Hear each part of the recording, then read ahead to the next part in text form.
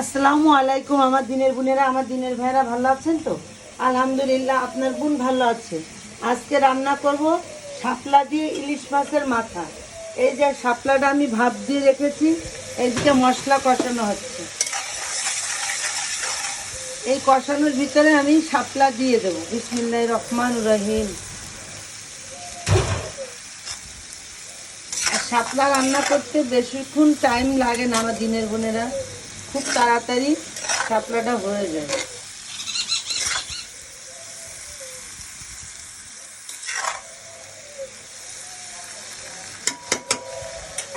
এবার আমি মাছগুলো দিয়ে দেবো। বিসমিল্লাহির রহমানির রহিম।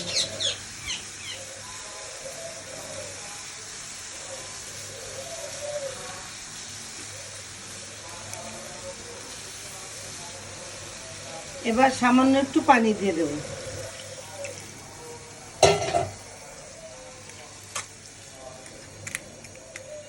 ভিডিওটা যদি ভালো লেগে থাকে, ভালোবেসে থাকেন, লাইক কমেন্ট শেয়ার অবশ্যই করবেন, কমেন্ট করবেন।